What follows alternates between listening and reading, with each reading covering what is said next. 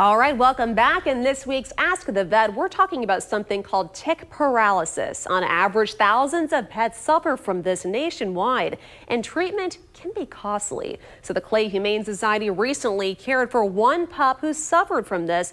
And as pet owners, there are warning signs and ways to prevent this in our fur babies. So joining me now is Dr. Broadhurst with the Clay Humane Society. And we have a special guest with us today. This is Daphne, right? Yes, this is Daphne. We brought her along. She came to us a couple of weeks ago suffering from tick paralysis. She had a badly broken right hind leg and basically couldn't do more than barely lift her head and sometimes thump her tail. Oh my gosh, well, she is quite the fighter. She is. First and foremost, tell us, what exactly is tick paralysis? We want to know these things. It is something that most people aren't familiar with, but it is as simple as it sounds. There are certain species of ticks, very common ticks, that if you suffer a bite from a tick and the tick stays on for a length of time, they release neurotoxins that actually affect the neuromuscular junctions, and dogs basically become paralyzed from the hind end up.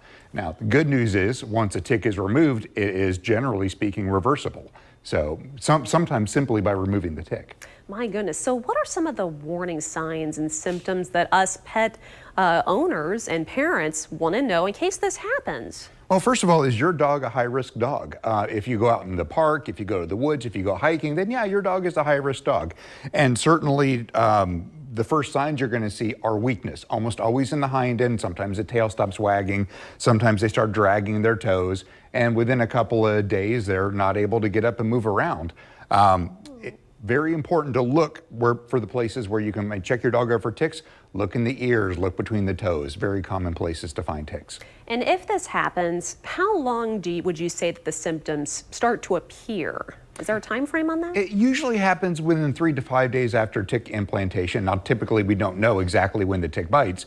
We just know that you guys went out in the woods last weekend and now it's Thursday or Friday and your dog's starting to drag. And so the first thing we're going to do is crawl over them looking for ticks. And if we find the ticks, we can remove those. Tick paralysis can be very serious if left untreated because you can progress. The paralysis can progress all the way up to the lungs.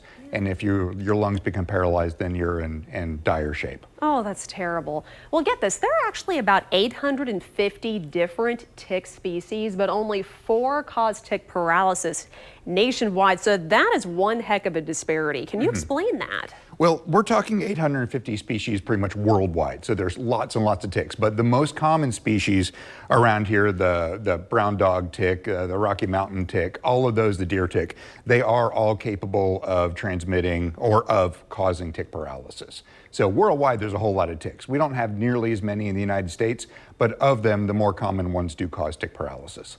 Let's talk about recovery and treatment, because that's very important. What does that look like? Well, if you can get the tick early enough, recovery is simply letting nature take its course, and the toxin will work its way out.